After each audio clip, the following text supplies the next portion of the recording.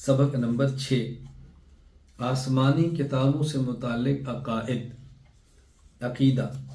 اللہ تعالیٰ نے جتنی کتابیں اور صحیفے نازل فرمائے وہ سب برحق ہیں۔ اللہ تعالیٰ نے جتنی کتابیں یعنی بڑی آسمانی 4 کتابیں اور اس کے علاوہ چھوٹے چھوٹے صحیفے، یہ سب برحق ہیں۔ کتابیں بھی برحق ہیں اور صحیفے بھی برحق ہیں۔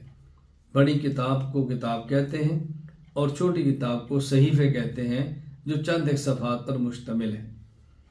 عقیدہ۔ اللہ تعالیٰ نے حضرت موسیٰ علیہ السلام پر تورات، حضرت داؤد علیہ السلام پر زبور، حضرت عیسیٰ علیہ السلام پر انجیل اور حضرت صلی اللہ علیہ وسلم پر قرآن مجید نازل فرمایا۔ 4 مشہور رسولوں پر مشہور کتابیں نازل فرمائیں جو تقریباً ہر مسلمان جانتا ہے۔ عقیدہ۔ تورات، زبور، انجیل اور دیگر تمام صحیفے منسوخ ہو چکے ہیں۔ جس طرح کوئی حکومت ایک کرنسی پیش کرتی ہے اور بعد میں بتا دیا جاتا ہے کہ اب یہ نوٹ منسوخ ہو گیا ہے، اب وہ نوٹ حکومت کی طرف سے ہے، حکومت کے دستخط موجود ہیں، لیکن اس کی مدت پوری ہو گئی ہے، اب وہ مارکیٹ کے اندر قابل قبول نہیں۔ اسی طرح تورات، انجیل اور زبور جس دور تک کے لیے اللہ نے ان کو شریعت بنا کے اس دور کی امتوں کے لیے بھیجا قابل قبول تھی، لیکن اب وہ منسوخ ہو گئی ہیں کہ ان پر عمل کرنے کا زمانہ پورا ہو چکا ہے۔ آپ کبھی اپنے شناختی کارڈ کو دیکھیں یا پاسپورٹ کو دیکھیں، اوپر لکھا ہوگا تاریخ اجرا کہ یہ شناختی کارڈ پاسپورٹ بنا کب ہے، پھر لکھا ہوگا تاریخ تنسیخ کہ یہ شناختی کارڈ اور پاسپورٹ کب تک کے لیے ہے۔ تو منسوخ ہونے کا معنی کہ فلاں مدت تک کے لیے تھی اور اب اس پر عمل کرنے کا زمانہ گزر چکا ہے۔ عقیدہ۔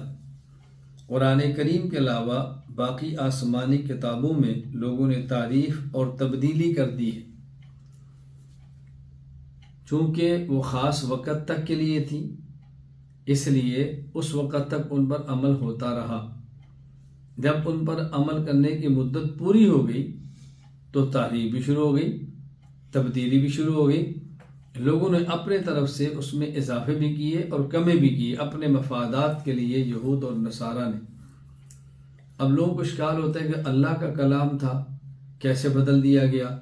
جب تھا ہی خاص مدت کے لیے تو اب اس میں تعریف ہو جانا اس قرآن کے اس کلام میں نقص کی دلیل نہیں ہے، اس وحی میں نقص کی دلیل نہیں ہے۔ کیوں؟ جس وقت تک کے لیے تھا اس وقت تک وہ نافذ العمل بھی رہا۔ جب اس کی مدت پوری ہو گئی تو لوگوں نے تعریف بھی کی، جرم کیا، گناہ کیا، لیکن وہ تحریف شدہ ہے۔ قرآن کریم ایسی کتاب ہے جو نہ منسوخ ہوگی اور نہ اس میں تحریف ہو سکے گی۔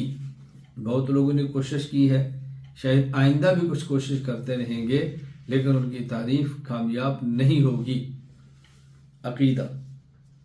سورہ فاتحہ سے لے کے والناس تک قرآن کریم کا ایک ایک لفظ اور ایک ایک حرف سچا ہے۔ اگر کوئی شخص قرآن کریم کے کسی ایک لفظ یا ایک حرف کی تکذیب کرتا ہے، جھٹلا دیتا ہے، وہ شخص مسلمان نہیں رہتا۔ عقیدہ۔ قرآن کریم اللہ تعالیٰ کا کلام ہے۔ کلام ایک ہے نفسی اور کلام ایک ہے لفظی۔ ایک بات میرے ذہن میں ہے جو میں کہنا چاہتا ہوں، یہ کلام نفسی ہے، اور ایک بات میری زبان پر ہے جو میں کہہ رہا ہوں، یہ کلام لفظی ہے۔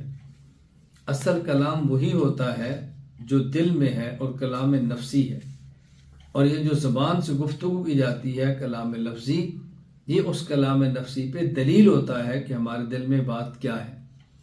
عربی کا شعر ہے، ان الکلام لفی الفؤاد وانما جعل اللسان علیہ دلیلا۔ اصل گفتگو وہی ہے جو انسان کے دل میں ہے، اور یہ زبان اس دل والی بات کی ترجمانی کرتی ہے۔ تو اللہ کا کلام اصل وہی ہے جو کلام نفسی ہے. یہ جو ہم پڑھتے ہیں یہ کلام لفظی ہے جو اس کلام نفسی پر دلالت کرتا ہے. عقیدہ: قرآن کریم اللہ تعالیٰ کی صفت ہے. چونکہ قرآن اللہ کا کلام ہے اور کلام اللہ کی صفت ہے، لہذا الحمد سے لے کے والناس تک پورا قرآن یہ اللہ تعالیٰ کی صفت ہے. عقیدہ: قرآن کریم مخلوق نہیں. قرآن کریم اللہ تعالیٰ کی صفت ہے. اللہ تعالیٰ کی ذات بھی ہمیشہ سے ہے، اللہ تعالیٰ کی صفات بھی ہمیشہ سے ہے. اللہ تعالیٰ کی ذات بھی مخلوق نہیں، خالق ہے، اور اللہ تعالیٰ کی صفات بھی مخلوق نہیں ہیں. عقیدہ: قرآن کریم کی 7 قرأتیں مشہور اور متواتر ہیں. قرآن کریم کی 7 قراءات میں جو اختلاف ہے وہ اختلاف ایسا نہیں ہے کہ جس سے مکمل معنی تبدیل ہو جائیں. اس کے لیے آپ اصول تفسیر میری اصول کی فائل کا مطالعہ فرمائیں، اس میں تفصیل سے بات میں نے کر دی ہے. اس کے علاوہ بھی گفتگو میں نے کی ہے، آپ شرح فقہ الاکبر میں جا کر دیکھ لیں، وہاں بھی اس پر بات ہوئی ہے. اس کی ایک مثال سمجھ لیں: الحمدللہ رب العالمین الرحمن الرحیم مالک یوم الدین. ایک قرأت یہ ہے. مالک یوم الدین ایک قرأت یہ ہے. مالک کا معنی بھی وہی ہے، ملک کا معنی بھی وہی ہے، معنی کے اندر کوئی تبدیلی نہیں ہے.